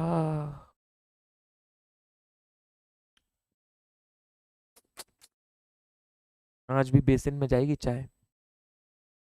चलिए, बाहेश्वर नाथ वर्सेस सीआईटी में क्या डिसाइड हुआ जल्दी बताओ। बाहेश्वर नाथ वर्सेस सीआईटी में डिसाइड हुआ कि भैया आप अपने फंडामेंटल राइट नहीं त्याग सकते। क्यों नहीं त्याग सकते? क्योंकि भैया फंडामेंटल राइट रेस्ट्रिक्शंस के साथ आते हैं। आप बोलोगे जब हमें फंडामेंटल राइट नहीं लगते रेस्ट्रिक्शंस भी नहीं लगेंगे, ऐसे कुछ नहीं चलेगा, आप त्याग ही नहीं सकते, बात खत्म हो गई, ठीक है, ओके।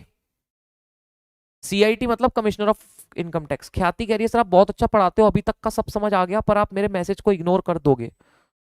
कर दिया। चलिए, तो ये डॉक्ट्रिन्स तीन है, तीनों से क्वेश्चंस बनते हैं, सेवरेबिलिटी से भी, एक्लिप्स से भी, वेवर से भी। वेवर का तो आंसर छोटा सा बनता है कि earlier yes anyone can waive their fundamental right but it should be voluntary and in their own knowledge, जो ये लास्ट लाइन है इंपॉर्टेंट है इसकी। फिर but then in case of Basheshwar Nath versus CIT it was decided that it is not open to citizen to waive any of fundamental right. बस खत्म, थोड़ा सा लिख देना, दैट्स इट। सुप्रीम कोर्ट का जजमेंट था, ठीक है, इजी है, आसान है, इजी है, सिंपल है। चलो भाई आगे बढ़ते हैं, आर्टिकल 14 पे आते हैं। आर्टिकल 14 पे आते हैं, आ जाओ भाई, चलिए भाई शुरू करते हैं भाई, लेट्स बिगिन भाई, आर्टिकल 14। चलिए आर्टिकल 14 पे आते हैं। चलिए भाई आर्टिकल 14, आर्टिकल 14, 14, 14, 14, 14, 14, 14, चलिए चलिए चलिए आर्टिकल 14 की तरफ चलिए। आ गया आ गया, राइट टू इक्वलिटी आ गया। जिंदगी जब तक रहेगी, जिंदगी जब तक रहेगी, फुर्सत ना होगी काम से, कुछ समय ऐसा निकालो, प्रेम कर लो आर्टिकल 14 से। आ जाओ भाई चलिए। तुम बोलोगे सर आपको क्या हो जाता है बार बार, क्या है कि अब आदत सी हो गई है ऐसे जीने की, कैमरा को देख देख के पगला सा गया हूं मैं। चलिए भाई आ जाओ, अभी ध्यान देंगे आर्टिकल 14। ये मेरे को मिस कर रहा है मैं फेस टू फेस बैच को, मजा आता था कुछ भी बोलो फेस टू फेस बैच में। यहाँ से मेरे को तो मजा आता फेस टू फेस बैच में यार, कि इधर कोई होता नहीं आसपास, कोई शक्लें नहीं, इंसान बड़बड़ा रहा है पागल सामान देख के, इधर उधर देख रहा है और खुद बड़बड़ाए जा रहा है। तुम भी दिखते नहीं हो, कमेंट्स दिखते हैं बस तुम्हारे। फेस टू फेस में क्या है, मजा आता है, माहौल बनता है एक। और जब कुछ बोलता था बेचारे बच्चों की चेहरे पे जो स्माइल होती थी वो देख के अच्छा लगता था मेरे को। चलिए ओके। नैन्सी कहती है हमें तो अब मजा आ रहा है। चलिए जूम पे लो लेक्चर, जूम पे लो क्या लेक्चर, जूम पे ले सकते हैं लेक्चर वैसे, बट बट हाँ ले सकते हैं जूम पे, ले सकते हैं। चलो कभी कभी जूम पे ले लेंगे, कल लेते हैं जूम पे, ठीक है, कल का लेक्चर जूम पे लेंगे, डन। डन। चलिए ओके, आ जाओ भाई, कल लेक्चर जूम पे लेते हैं, डन। एसबीसी नहीं, कल का लेक्चर जूम पे लेते हैं, डन। ठीक है चलिए मूविंग ऑन। केशव कहता है सर आपने कहा था कि कल क्लास में बताऊंगा, कब करा रहे हो? कौन सा केशव? करा दूंगा ना, वो जो तूने डाउट था क्या, तूने मैं टेक्स्ट मैसेज किया था, करवा दूंगा। अभी नहीं, बाद में जब पास्ट ईयर क्वेश्चन करेंगे तब। प्रणव कहता है सर हम भी बहुत मिस कर रहे हैं आपको और क्लास को, है ना प्रणव। चलिए ओके, कोई ना, आ जाओ। अब ध्यान देना, राइट टू इक्वेलिटी क्या कहती है, अब मेरे को बताओ इक्वेलिटी क्या होती है, बताइए जी इक्वेलिटी क्या होती है। इक्वल लाना कि इक्वल देना, तो बहुत बार डिस्कस कर चुके हैं इस पे। इक्वेलिटीज इक्वल लाना, ठीक है। एस सी एस टी को क्यों रिजर्वेशंस मिले हैं, हम उन्हें इक्वल देना चाहते थे कि इक्वल लाना चाहते थे। जो हमारे देश में एस सी एस टी और अदर बैकवर्ड क्लास है ओबीसी, मुझे बताइए क्यों इनको कुछ रिजर्वेशंस मिले हुए हैं, क्यों इन्हें प्रोटेक्शंस मिले हुए हैं। हम इन्हें इक्वल देना चाहते थे कि इक्वल लाना चाहते थे, हम चाहते थे इन्हें इक्वल लाना, इसके लिए इनके लिए रिजर्वेशंस आए थे। लेकिन ये कुछ साल के लिए स्टार्टिंग में आए थे, बाद में हुआ क्या कि वोट बैंक के कारण, क्योंकि कोई हटाता नहीं था, कोई भी पार्टी हटाएगी तो उनको उस पर्टिकुलर कम्युनिटी के वोट नहीं मिलेंगे, तो इसलिए फिर वो अब जिंदगी भर रह गए हैं, है ना। अब मेरे को नहीं लगता वो कभी हटेंगे। उल्टा अब तो ऐसा हो गया, economical weaker section of citizen general category के भी 10% रिजर्वेशन ला दिया है, मतलब रिजर्वेशन और लेके आ रहे हैं, बट हटा नहीं रहे हैं। सो पता नहीं कब हटेगा, और मुझे तो नहीं लगता ये हटेगा, but very sad reality, but हमारे देश में ऐसा है भाई साहब, कि हो सकता है कि कोई आपसे रईस है, हो सकता है वो आपसे कम टैलेंटेड है, फिर भी वो उसको एडमिशन मिल जाएगा, आपको नहीं मिलेगा, फिर भी उसको जॉब मिल जाएगी, आपको नहीं मिलेगी, मतलब वो आपसे रईस भी है और आपसे टैलेंटेड भी कम है, फिर भी उसको जॉब मिल सकती है, फिर भी उसको पहले एडमिशन मिलेगा आपके मुताबिक। बट एनीवेज, रियलिटी बहुत हार्श है अपने देश की। चलिए, प्रणव कहता है ओपन वालों के साथ गलत होता है ना, एग्जैक्टली आई अग्री यार, I agree, definitely agree, I definitely agree on this part. देखो यूनिक एकेडमी पर किसके के साथ नहीं करती, चाहे एस सी हो, एस टी हो, ओबीसी हो, सबके लिए सेम फीस है भाई, ठीक है, सबके लिए सेम फीस है। जनरल कैटेगरी हो, एस सी एस टी हो, यूनिक एकेडमी है, सेम फीस है सबकी। आईसीएसआई में भी एस सी एस टी को कम लगती है फीस, 550 रुपए में उनका सी एस सी टी का रजिस्ट्रेशन हो जाता है। चलिए ओके, आ जाइए, आ जाओ भाई, मूविंग ऑन। सिमरन वर्मा कह रही है मुझे कॉलेज में एडमिशन नहीं मिला इसी वजह से। क्या कर सकते हैं सिमरन जी। चलिए भाई, ओके मूविंग ऑन, ध्यान देंगे एवरीवन। आर्टिकल 14 क्या कहता है? कहता है इक्वालिटी बिफोर लॉ और इक्वल प्रोटेक्शन ऑफ लॉ। देखो यार, आर्टिकल 14 कहता है constitution says that state shall not deny, मतलब स्टेट मना नहीं करेगी, क्या मना नहीं करेगी? इक्वालिटी बिफोर लॉ और equal protection of law with in the territory of India. ये हमारा इंडिया है कि माँ की इंडिया को क्या हो गया? चलिए एक मिनट, ये तुम लोग आज पतंग उड़ाओगे? कितने लोग आज पतंग उड़ाएंगे? सर क्लास से छुट्टी दोगे तो उड़ाएंगे ना पतंग, नहीं शाम को तो उड़ाओगे ना। कितने लोग पतंग उड़ाते हैं आज आप में से? कितने लोग उड़ाते हैं पतंग? आज गुजरात में तो बोलते हैं उत्सव होता है ना, मतलब मस्त मजा होता है। यहाँ एमपी में ऐसा कुछ नहीं खास, बट गुजरात में होता है ना। उड़ाने दोगे तो ना, नहीं शाम को तो उड़ा सकते हो ना यार।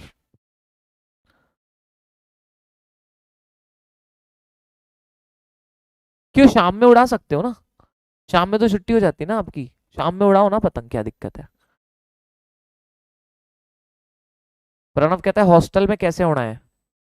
क्यों उड़ाओ हॉस्टल में, और क्या। शाम को ठंड बचती है। ठंड बजती क्या होता है? ठंड लगती होता है। ठंड थोड़ी बचती है, लगती है, ऐसा बोलो।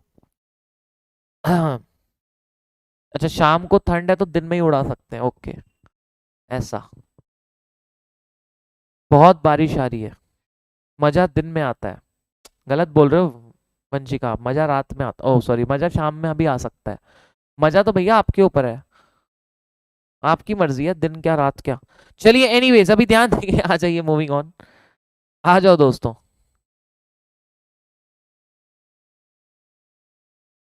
एनीवेज चलिए अभी ध्यान देंगे, आप आर्टिकल 14 पे आइए गाइस। आर्टिकल 14 क्या कहता है, ध्यान से सुनना। आर्टिकल 14 क्या कहता है दोस्तों?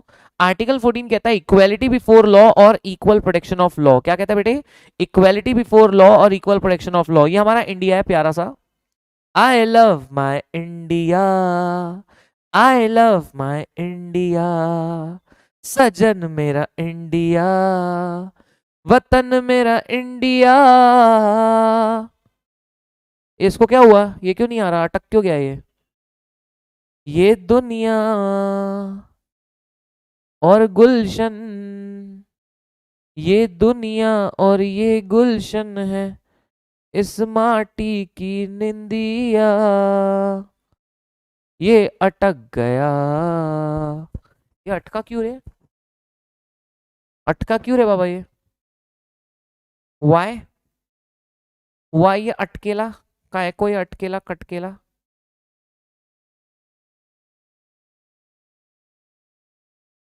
हाँ जी, तो ये है हमारा इंडिया। क्या है ये हमारा इंडिया? ये है हमारा इंडिया है, देख लीजिए आप कैसा प्यारा दिख रहा है। ये है हमारा इंडिया। अब ध्यान से सुनना दोस्तों, ठीक है, ये हमारा इंडिया है दोस्तों। अब ये इंडिया में मेरे दोस्त, ये जो इंडिया है हमारा,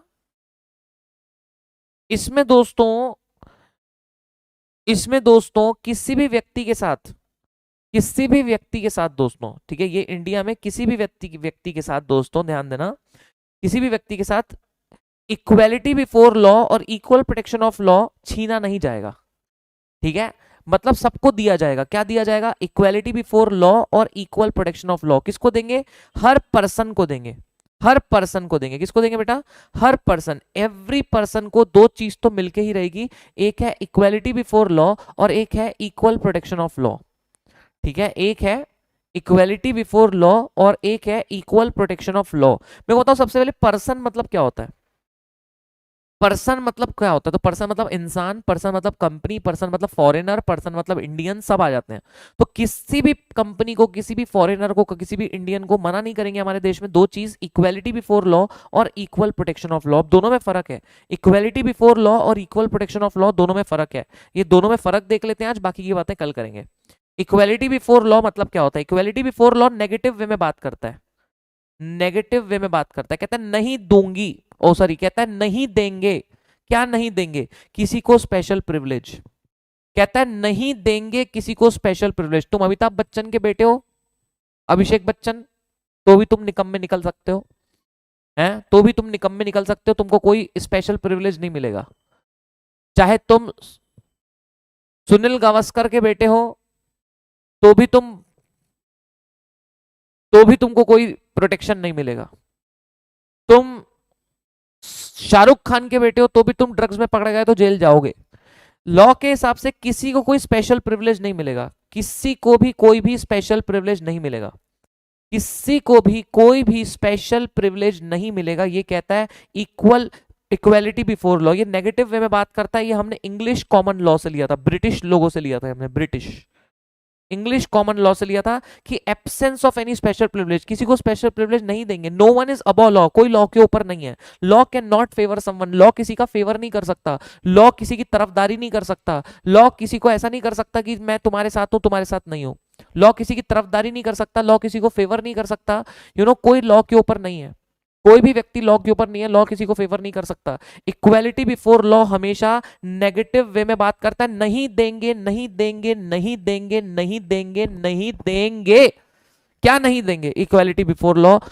इक्वालिटी बिफोर लॉ कहता है कि नहीं देंगे किसी को स्पेशल प्रिविलेज। लॉ किसी को फेवर नहीं कर सकता, लॉ किसी को फेवर नहीं कर सकता, कोई लॉ के ऊपर नहीं है। चाहे तुम अमिताभ बच्चन के बेटे हो कि शाहरुख खान के बेटे हो कि नरेंद्र मोदी के बेटे हो कि अमिताभ बच्चन के कि किसी के भी हो, किसी को कोई स्पेशल प्रिविलेज नहीं मिलेगा।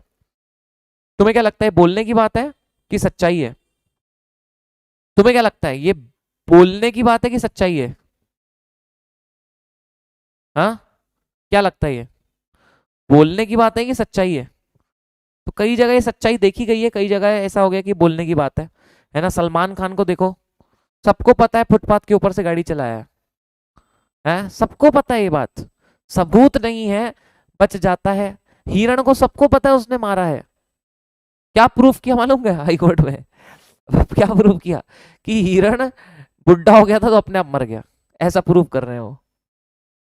मतलब क्या बोले, स्पेशल प्रिविलेज की बात क्या करता है यार ये, है ना। इक्वालिटी बिफोर लॉ कहता है किसी को कोई स्पेशल प्रिविलेज नहीं देंगे, कोई लॉ के ऊपर नहीं है, लॉ किसी को फेवर नहीं करेगा, नेगेटिव वे में बात करता है। ठीक है, नेक्स्ट है, ठीक है नेक्स्ट है, इंडिया में 2,64,000 केसेस आए हैं, श्वेता कह रही है। श्वेता अभी ये पढ़ाते समय तेरे को ये कहां से कोरोना का चुल्ला चढ़ गया, इस पे ध्यान दे अभी। चलिए नेक्स्ट है इक्वल प्रोटेक्शन ऑफ लॉ। तुम लोग पढ़ाई वढ़ाई करते हो कि नहीं? मेरे को डर लगता है रे, तुमको मैं 2 मिनट कुछ बोलता हूँ तो मेरे को लगता है एक आध दिन बच्चे पढ़ते हैं, फिर वही तुम्हारा पता है सीन कैसा है। तवा को गर्म करो ना, तवा को गर्म करो तो पानी छिड़कते ना, तो कैसे पानी जब उसमें छिड़कते हैं गरम गरम तवे में तो ऐसे वो होता है, तुम्हारा उस समय जोश ऐसा ऐसा होता है, फिर उसके बाद वो कैसा ठंडा हो जाता है, तवा एकदम ऐसा ठंडा होके बैठ जाता है, फिर तुम्हारा भी मोटिवेशन ऐसा मोटिवेशन हो गया तुम्हारा। मतलब जब कोई चाबी भरेगा तो तवे में पानी छिड़का हुआ ऐसे होंगे, फिर जैसे ही वो पानी खत्म हम भी ठंडे हो जाएंगे। पढ़ते कि नहीं पढ़ते भाई? हाँ, टारगेट क्या टारगेट दो, चाटा में लगाऊं आके टारगेट दो। बोला था ना 16 तारीख तक जेआईजेल एसबीसी का पेंडिंग पूरा करना है, बोला तो था मैंने। चलिए ओके, आ जाओ भाई, नेक्स्ट है equal protection of law. Last है आज का। इक्वल प्रोटेक्शन ऑफ लॉ कहता है, ये हमने अमेरिका से लिया था। अमेरिका में सब अच्छा है, एक नंबर माल है अमेरिका का।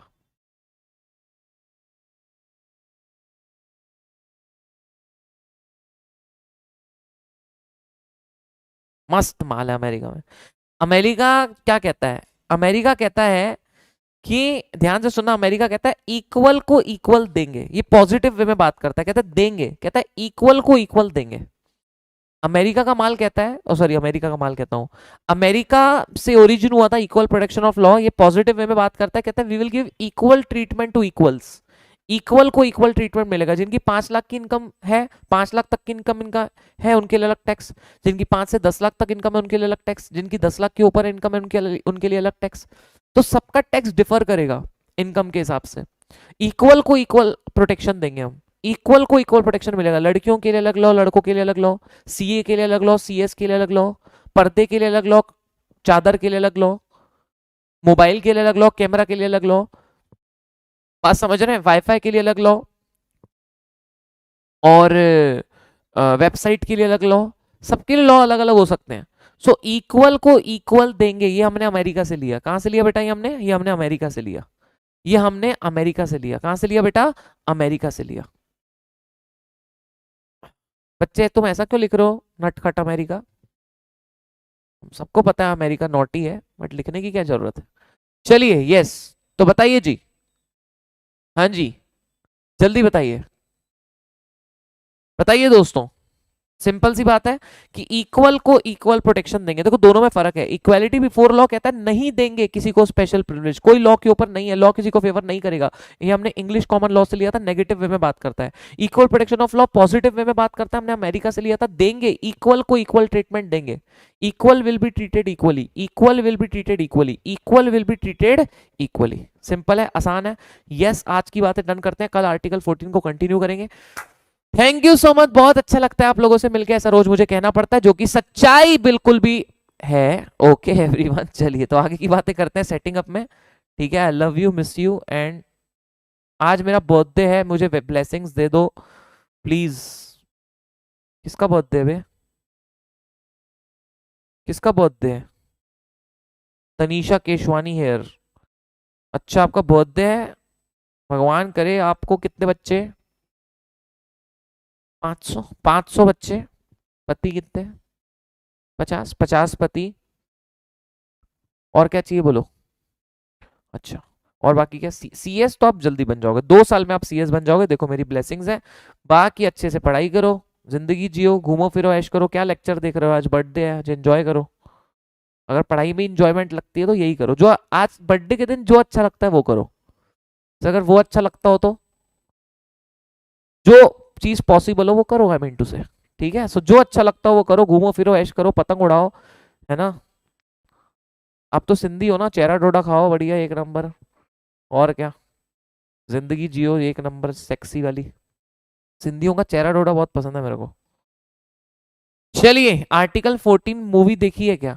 अबे झंडू, वो आर्टिकल 14 नहीं, आर्टिकल 15 है, पहली बात तो। चलिए ओके, चलिए भाई, तो अभी के लिए डन करते हैं, बाकी बातें करते हैं दोस्तों कल। Thank you so much, love you, miss you, bye, take care of yourself and your family and miss me too. ठीक है, आप लोग मेरे को मिस किया करो ढेर सारा, रोया करो मेरी याद में, यही मैं चाहता हूँ। बहुत सारा रोया करो, इतना रोया करो, इतना रोया करो कि आंख से आंसू निकल जाए। ठीक है, ओके। सो मिलते हैं सेटिंग अप में, ज्यादा मत रोना तब तक। सेटिंग अप में आ रहा हूं मैं, टेंशन मत लो, सेटिंग अप में मिलूंगा, रोना नहीं, पहले कह रहा हूं। मिलेंगे सेटिंग अप में, थोड़ी देर की बात है, झेल लो। ओके ठीक है, बाय, लव यू।